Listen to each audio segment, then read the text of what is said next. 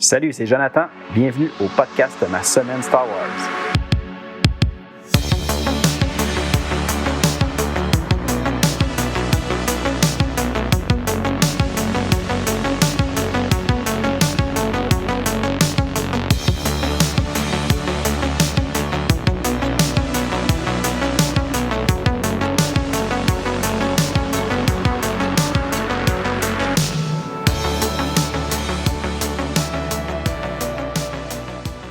Salut, bienvenue à l'épisode 21 du podcast Ma Semaine Star Wars. J'espère que vous allez bien. Moi, comme toujours, ça va très bien.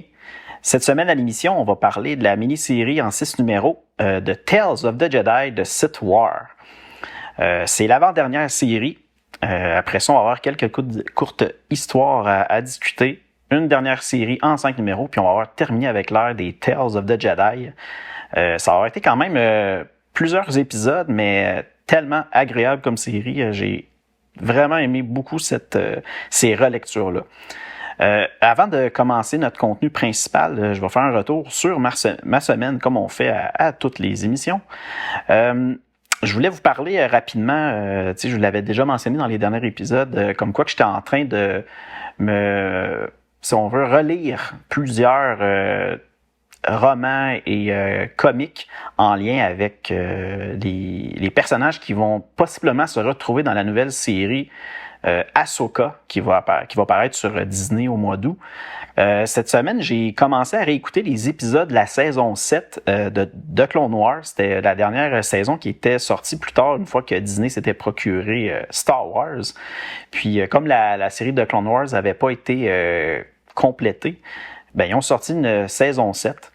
Il n'y a pas longtemps, j'avais tout réécouté les saisons de 1 à 6 de Clone Wars. Puis je m'étais gardé la saison 7 pour plus tard. Je me cherchais une occasion, si on veut, pour réécouter ces épisodes-là. Puis je crois que de le faire là avant l'arrivée de la nouvelle série Ahsoka, c'est une bonne idée. Juste pour me mettre vraiment dans l'histoire en lien avec tout ce qui touche Ahsoka. J'avais vu les 6 saisons il n'y a pas longtemps, comme je disais. Puis là, je me suis dit, je vais écouter la saison 7 pour juste voir un peu comment s'étaient terminées les aventures d'Ahsoka à ce niveau-là. Puis par la suite, je veux m'attaquer aux livres, aux romans. Je pense que c'est Jeune adulte qui se nomme tout simplement Ahsoka, qui est juste les événements qui se produisent après la série jusqu'à, je sais pas quel moment plus tard dans la ligne du temps canon de Disney en lien avec Ahsoka, mais je suis quand même très curieux de voir si ça va être intéressant, ce roman-là. Puis après ça, je vais poursuivre avec des romans. Par exemple, je veux lire la première série qui était sortie de 3 romans en lien avec Thrawn, qui va peut-être être dans la série Ahsoka. Je suis pas certain, mais sûrement que c'est quelque chose qui risque d'arriver. Puis je m'étais dit que, vu que j'avais pas encore lu cette série-là, j'allais les lire. Donc, je vais m'attaquer au premier qui se nomme tout simplement Thrawn. Puis éventuellement, pendant l'écoute de la série Rebels, quand que ça sera le temps, je vais inclure les 2 autres romans dans cette série-là de Thrawn. Donc, bien hâte de lire ça. Sinon, présentement, je complète ma lecture du roman Une nouvelle aube, qui était en lien avec les personnages de Kanan Jarrus et Hera, qui sont 2 personnages principaux, justement, de la série Rebels.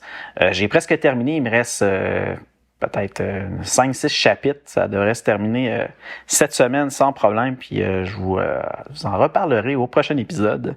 Mais à date, comme roman, c'est très bien. J'aime bien ça. Puis ça me fait vraiment apprécier un peu plus les personnages de la série Rebels. C'est bon. Sinon, comme je fais tout le temps, toutes les semaines, je vous fais un petit retour sur mes nouvelles réceptions. J'étais dedans un sprint d'achat de romans qui me manquaient pour compléter ma collection de l'univers légende de Star Wars, puis aussi aller chercher les derniers romans et comics qui me manquaient pour l'univers canon de Disney pour Star Wars.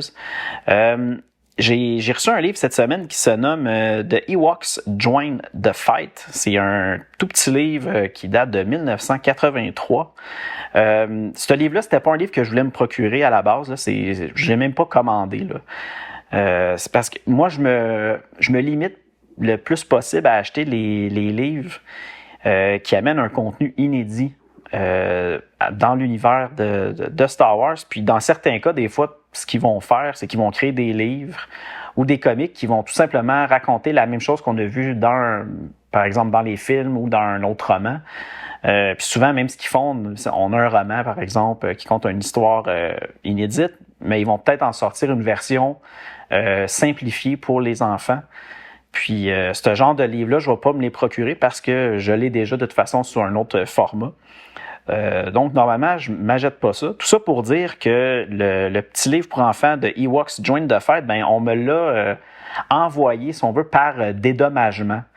Je vous avais parlé il y a quelques semaines d'un livre que j'avais reçu qui se nommait How the Ewoks Save the Trees.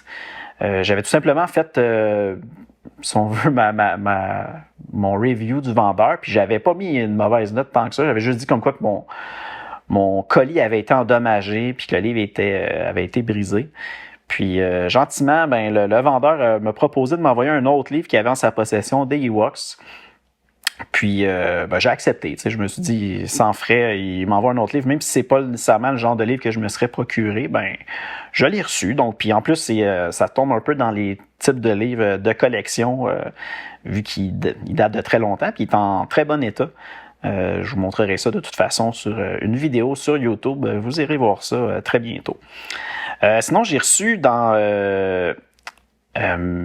si on veut, plutôt dans le côté de l'univers canon de Star Wars, j'ai reçu un nouveau livre que je m'étais précommandé. C'est un manga qui est en lien avec l'ère de la Haute République. C'est le 3e manga, si je ne me trompe pas, qui est sorti, qui contient une histoire inédite. Le titre, c'est The Edge of Balance, Precedent. The Edge of Balance, je crois que c'est le nom de la série de manga. Puis là, c'est le 3e tome qui se nomme Precedent. Donc, j'ai reçu ça cette semaine. Aussi, encore dans la Haute République, j'ai reçu un nouveau roman qui vient tout juste de sortir dans les éditions Bibliothèque Verte. C'est un roman jeunesse. C'est le 4e roman jeunesse de la Haute République. Le titre, c'est La quête de la cité perdue. Donc, j'ai reçu ce livre-là cette semaine. Sinon, j'avais fait d'autres recherches que je vous avais parlé, que j'étais en train de chercher justement des livres qui me manquaient pour compléter ma collection de romans canon de Star Wars. Puis il y en avait un que j'avais pas encore acheté. C'est un livre encore là pour enfants, mais un livre plus de type... c'est un livre qui est à couverture rigide, avec beaucoup d'images, si on veut, puis des petits textes à l'intérieur pour les enfants. Puis le titre, c'est Chewie and the Porgs. Porgs, c'est les petites créatures qu'on voit sur l'île de Luke Skywalker dans la dernière trilogie qui est sortie de Disney. C'est comme des petites créatures qui avaient un cri assez spécial avec qui battaient des ailes là, en faisant ce bruit-là. Donc, c'est un livre sur Chewie et ces petites créatures-là, parce qu'on savait que dans les films, ben, ils étaient tout après Chewie. Donc, j'ai reçu ce livre-là. Puis finalement, hier, j'ai reçu un livre que j'avais oublié, qui s'en venait, que je m'étais précommandé. C'est le dernier livre de la trilogie Tron, l'Ascendance. Ça, c'est la 2e trilogie qui est sortie dans l'univers canon de Star Wars, en lien avec le personnage Tron. Puis là, le titre, c'est Moindre mal. Donc, il vient de sortir en français il n'y a pas très longtemps. Puis, je l'ai reçu hier. J'ai été bien content de recevoir ça. C'était une livraison que j'avais oublié que j'allais recevoir. Donc, c'est pas mal ça que j'ai encore une fois eu beaucoup de nouveaux livres. Ça devrait bientôt se calmer parce que j'ai presque terminé là, ce que je cherchais comme roman et comics qui me manquaient. Donc, je pense que je suis proche de la fin. Là. Il n'y en a plus pour très longtemps à dépenser pour mon rattrapage des romans Star Wars. Je pense qu'on va être prêt à poursuivre avec notre contenu de l'émission d'aujourd'hui. Donc, on se retrouve de l'autre côté de la super transition.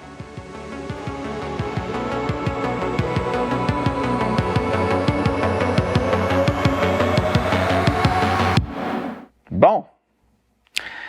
On va commencer par un petit résumé mais complet cette fois-ci avec spoiler de notre lecture de l'épisode précédent. Je ne sais pas si vous vous rappelez, on avait parlé d'une courte histoire qui se nommait Ennemi juré en français. Le titre en anglais, c'était The Most Dangerous Foe. Je vous avais fait tout simplement un court résumé pour vous parler un peu vite fait de ce que c'était quoi le contenu de cette histoire-là.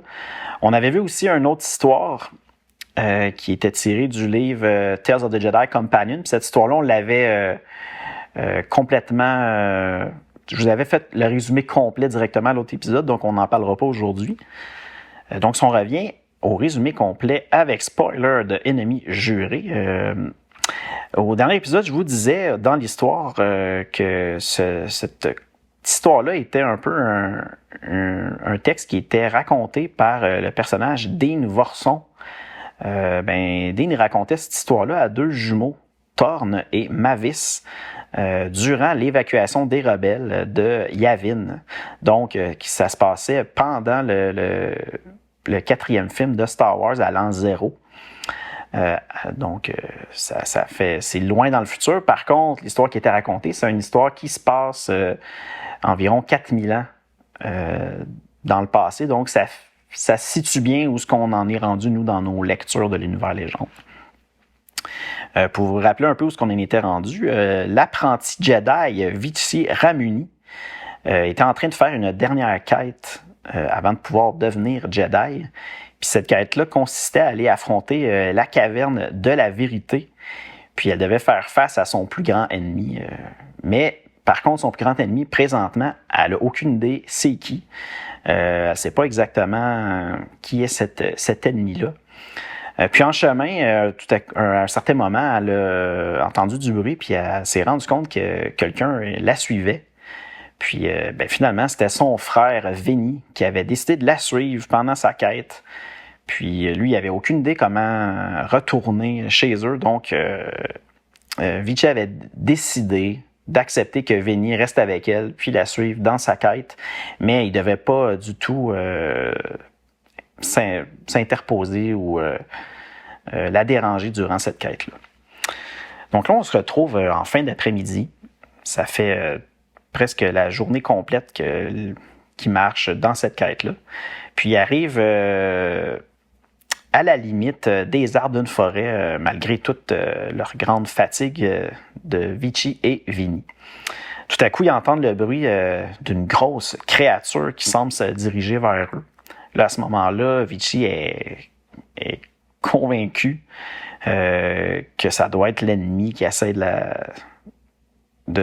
l'attaquer ou quelque chose comme ça. Donc là, elle décide de demander à son frère qu'il lui remette son sabre laser. Parce qu'on se rappelle, au début, la maîtresse de Vici lui avait dit que pour faire cette quête-là, elle n'avait pas le droit d'apporter avec elle son sabre laser, mais qu'en cachette, son frère Vinny, lui, avait décidé d'apporter son sabre laser puis il voulait lui remettre, mais elle avait dit « Non, je peux pas accepter ton sabre laser, je dois faire cette quête-là sans mon arme. C'est la règle, si on veut. » Mais là, avec la peur de cette grosse créature-là qui arrive, elle décide de demander à son frère de lui remettre son sabre laser pour ainsi pouvoir vaincre la créature. Par contre, on se rend compte que la créature en question, c'est pas du tout une méchante créature. C'est même un ami qui se nomme Wilm Liwin Des Duinyo Gewin. En tout cas, très compliqué à prononcer. On apprend que ce personnage-là, c'est en fait le gardien de la vallée, puis que ça fait presque 610 ans qu'il est là, puis qui protège cette vallée-là. Finalement, lui, il est venu escorter la nouvelle initiée vers la grotte en question. Donc, on a Wilm, Vici et Vinny qui poursuivent leur voyage jusqu'à cette grotte-là. Puis pendant leur voyage, si on veut, là, ils commencent à discuter un peu des parents de Vici et Vinny. Puis on apprend que leurs parents en question, c'est des personnes qui ont un peu des problèmes financiers, que c'est pas facile, tout ça. Je vous le mentionne ici tout simplement parce que plus tard, on va avoir un peu un lien avec cette information-là dans l'histoire, puis je voulais juste faire rapidement une petite mise en situation pour ça. Après un certain temps, ils arrivent au bout de leur chemin, puis ils trouvent un passage sous une montagne qui est caché devant un tas de roches. Fait que là, évidemment, avec l'aide de la force, Vici a réussi à retirer ces pierres-là. Puis elle voit l'entrée de la caverne qui est dégagée, puis elle décide d'y aller, puis de laisser derrière elle Wilm et Vinny. Puis là, elle va complètement seule pour enfin affronter son épreuve finale. Tranquillement et selon les conseils de Wilm, Vici décide de faire attention de ne pas se précipiter dans la caverne parce qu'elle veut être certaine de rien manquer de ce qui va arriver sur son chemin.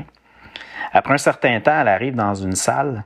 Puis là, dans cette salle-là, il y a un foyer avec un repas sur une table qui semble être tout préparé pour elle, comme si quelqu'un l'avait invitée à venir ici manger ce repas-là. Mais là, tout à coup, elle se rappelle un peu des choses que sa maîtresse Tanis lui avait dit. Elle avait dit que c'était important de toujours se méfier des apparences qui peuvent être parfois trompeuses. Donc, à ce moment-là, le repas qui est sur la table, on le voit qui se transforme. Puis là, finalement, le repas qui avait l'air si délicieux, c'est pas du tout ça. Là. On voit que la nourriture est complètement moisie, qu'il y a des insectes dans la nourriture. Donc, on voit comme sa maîtresse lui avait dit, mais elle ne devait pas se fier aux apparences. Puis elle voit aussi à la table un squelette qui semble porter au cou le même pendentif qu'elle. Puis là, à ce moment-là, cette vision-là de mort disparaît finalement, puis il n'y a plus rien de cette image un peu effrayante. Elle ne voit plus cette image-là. Puis là, par la suite, dans la caverne, Vici doit affronter d'autres épreuves semblables. Par exemple, choisir le bon tunnel, dans quelle direction aller. Elle ne doit pas succomber à la tentation de ramasser un cristal valant une fortune qui pourrait un peu, ou même grandement aider ses parents. C'est de là pourquoi tantôt je vous parlais que ses parents avaient besoin d'argent, que c'était très difficile de ce côté-là pour eux. Finalement, elle arrive dans une salle qui l'a entourée de miroirs. Puis là, la salle se met à se remplir tranquillement d'eau. Là, elle est convaincue que c'est son ennemi, encore une fois, qui tente de la noyer dans cette salle-là. Puis là, à un certain moment, elle voit son reflet dans le miroir. Elle a en main son sabre laser, puis elle voit que sur son visage, elle est en colère, puis on voit même qu'elle est effrayée. Puis là, elle se rappelle encore une fois que sa maîtresse Tanis lui avait dit de jamais brandir le sabre laser sous l'effet de la colère. Donc là, elle décide de se calmer, puis elle touche à un des miroirs, à son reflet dans le miroir. Puis là, elle voit que sa main est capable de passer au travers de ce miroir-là. Donc, elle décide d'entrer dans le miroir. Puis elle arrive finalement dans une autre pièce où se tient sa maîtresse Tanis qui l'attend et qui lui dit comme quoi qu'elle a réussi l'épreuve.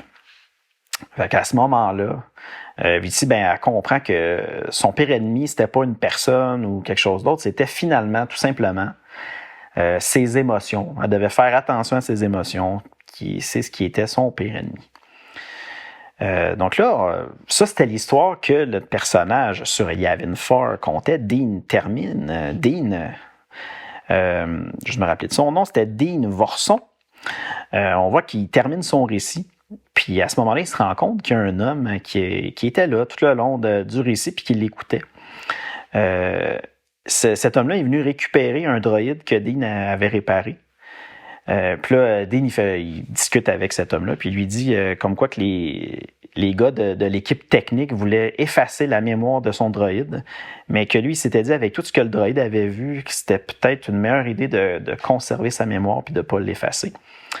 Là, l'homme lui dit comme quoi que quand il était petit, il aurait aimé ça que quelqu'un lui raconte des histoires comme ça. Là, je sais pas, là, c'est moi qui porte un commentaire, là, c'est pas écrit dans l'histoire tout ça, mais je me demande si cet homme-là en question, ça serait pas, par exemple, peut-être Luke Skywalker qui, pendant l'évacuation d'Yavin, qui avait peut-être justement demandé réparer son droïde. Puis ça, il me semble que ça ferait du sens. Là. Je ne sais pas ce que vous en pensez. Vous pouvez toujours m'écrire soit au courriel masemaine-star-wars@gmail.com ou même mettre un commentaire sur les vidéos de l'épisode sur YouTube. Mais je serais curieux de voir un peu ce que vous en pensez. Donc ça, c'était notre résumé de l'histoire de la semaine dernière. Là, cette semaine, si on commence à parler de notre lecture principale qui est Tales of the Jedi de Sith War. C'est une autre mini-série dans la série des Tales of the Jedi. Puis c'est une série en 6 numéros qui a été écrite par Kevin G. Anderson. Et au dessin, on a Dario Carrasco Jr. Le premier numéro, mais plutôt les 6 numéros, sont apparus chez Dark Horse Comics. Et le premier numéro, lui, a été publié le 15 août 1995. L'histoire se situe environ 3996 ans avant la bataille de Yavin, avant le 4e film de Star Wars. Donc, si on y va avec un petit résumé, on se retrouve dans le système de l'impératrice Theta, qui est présentement attaqué par les Mandaloriens. Le Mandalorien masqué, qui est comme le chef des Mandaloriens, veut conquérir les 7 mondes du système Theta. À ce moment-là, Ulic Qel-Droma accepte, en parlant, si on veut, avec le Mandalore, avec le Mandalorien, il accepte de l'affronter dans un combat à mort pour déterminer le futur du système Theta. Évidemment, Ulic combat Mandalore, puis il gagne. C'est un peu facile de se douter qu'elle allait gagner.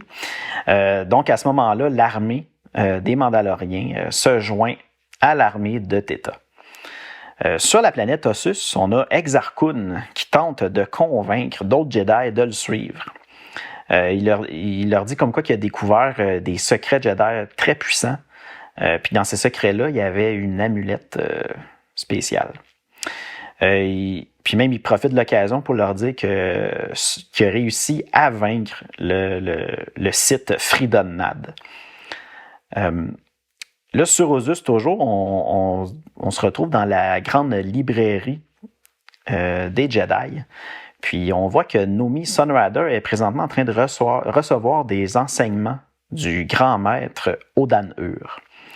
Odan-Ur lui montre un ancien holocron Sith qu'il a en sa possession pour lui montrer un peu le contenu, qu'est-ce que contient cet holocron-là. Puis à un certain moment, quand que Nomi Sunrider décide de quitter, Exar Kun, qui était caché, décide de sortir de sa cachette et de confronter Odan-Ur pour lui prendre l'holocron Sith.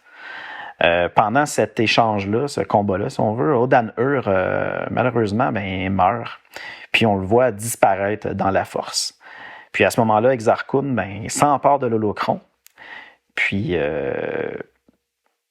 réussit à quitter Ossus. Puis même, il y a certains Jedi qui ont décidé de le suivre, vu qu'il a réussi à les convaincre.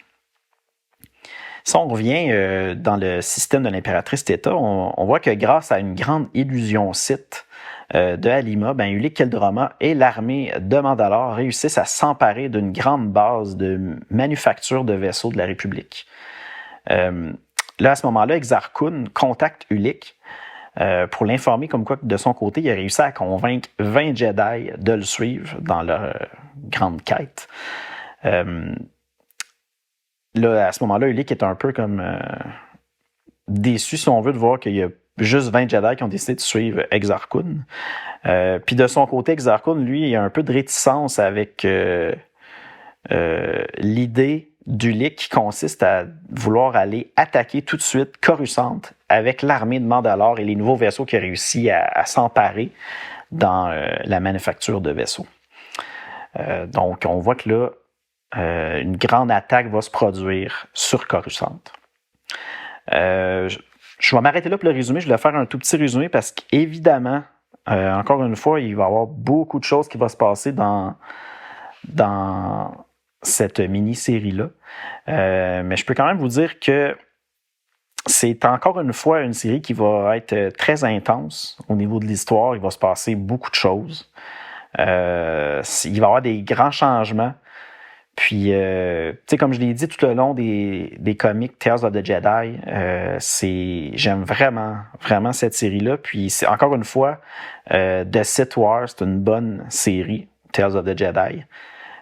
Donc, allez lire ça. Puis, la semaine prochaine, on va prendre le temps, comme toujours, de faire le résumé complet. Puis, j'ai hâte, là, ça va être bien intéressant. Sinon, prochain épisode... oui, on est déjà rendu à parler du prochain épisode. Ça va être un épisode un peu différent. Je vais prendre le temps de vous montrer, de vous parler de plusieurs courtes histoires. Dans ces histoires-là, on va avoir par exemple un mini-comic qui est inclus dans les Star Wars Tales.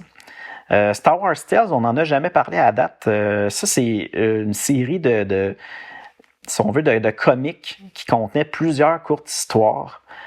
Dans ceux que j'ai lus, moi, à date, de mon côté, je peux vous dire que malheureusement, c'est pas toujours très bon. C'est même souvent très ordinaire. Par contre, l'histoire qu'on va voir la semaine prochaine, le titre, c'est « De l'ombre à la lumière ». Puis celle-là, je peux vous dire qu'elle rentre dans les bonnes histoires des séries Tales de Star Wars. Sinon, on va avoir aussi une histoire qui avait jamais été parue dans le passé, qui devait sortir dans un livre Star Wars Adventure Journal. Je crois que c'était le numéro 18, mais il n'a jamais été publié finalement. Mais plus tard, cette histoire-là qui avait déjà été écrite avait été publiée sur, je crois que c'était sur un site web, possiblement celui de Star Wars. Bref, le titre, c'est « Ombre et lumière », donc on va parler aussi de ça. Puis sinon, là, on est rendu dans une autre série de courts textes que je vais lire dans le livre le guide Jedi versus Sith. Puis finalement, si on a encore du temps et que c'est pas trop long, j'aimerais vous parler d'un petit texte qui se nomme « Protecteur Jedi », mais ce texte-là, c'est pas tout à fait une histoire. C'est comme un peu un jeu de rôle qui est sous le même format, que je ne sais pas si vous connaissez ça, c'est des livres, c'est un style des livres dont vous êtes le héros. Tu sais, tu lis un bout de texte, là, ça te dit si tu décides de prendre telle action, va à ce numéro de paragraphe-là, sinon on va à un autre paragraphe. Bref, ce principe-là, il avait sorti dans le passé, dans le Star Wars Galaxy numéro 13, un genre d'extrait de mini-jeu de rôle de ce genre-là. Puis, je ne l'ai jamais lu. Je l'ai mis dans ma liste parce que c'était quelque chose que je voulais lire, que j'avais vu, qui existait. Donc, on va possiblement parler de ça aussi au prochain épisode. Donc, c'est un rendez-vous, manquez pas ça. Sinon, comme toujours, si vous avez des commentaires, des suggestions, des choses à me dire, vous pouvez le faire au courriel masemaine-starwars@gmail.com. Je publie toujours des courtes vidéos sur YouTube. Sinon, j'ai la page Facebook, la page Instagram. Comme je vous disais la semaine dernière, j'ai ouvert aussi un Twitter. Donc, je vous invite à aller voir ces plateformes-là et de liker si possible, pour justement permettre la visibilité un peu plus du podcast. Sinon, l'émission est disponible sur Apple Podcasts, Google Podcasts, Spotify, iHeartRadio, Deezer, Stitcher, TuneIn, Amazon Music et sa plateforme Audible. Donc, encore une fois, merci d'avoir été là. C'était vraiment le fun. N'oubliez pas, écoutez du Star Wars, lisez du Star Wars. On se voit bientôt. Salut!